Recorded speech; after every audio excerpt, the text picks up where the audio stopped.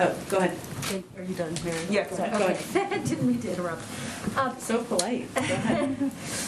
Secretary of State Blinken today said that he has seen evidence that Vladimir Putin is actually moving critical military assets toward the border with Ukraine and not away from the border, as Putin has claimed. So does the administration believe that Putin is actually escalating this crisis in real time?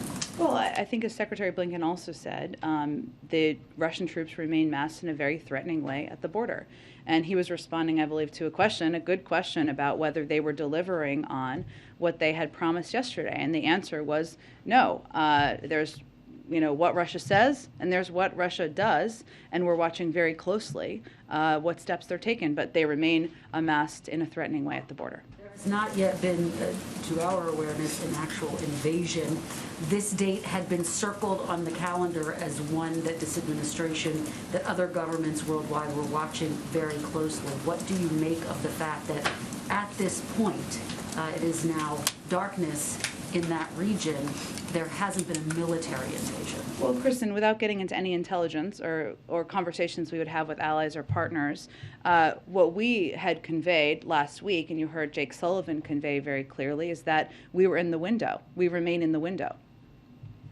Is there still as much hope for diplomacy today? Is there more hope? Where does that thinking stand? Of course, the door continues to be open to diplomacy. Secretary Blinken spoke with Foreign Minister Lavrov yesterday. Jake Sullivan speaks with his Ukrainian counterpart nearly every day, if not every day.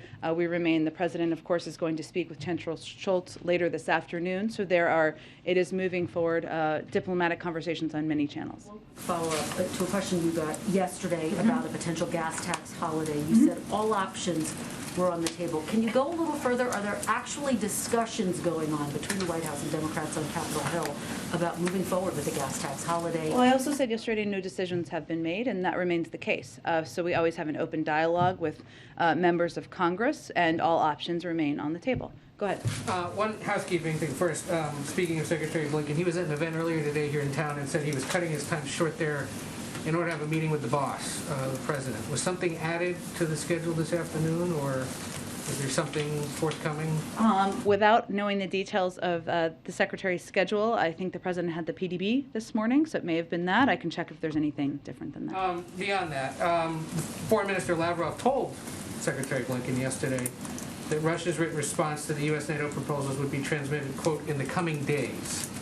Has it been received, or is this potentially productive or seen as a possible delay tactic?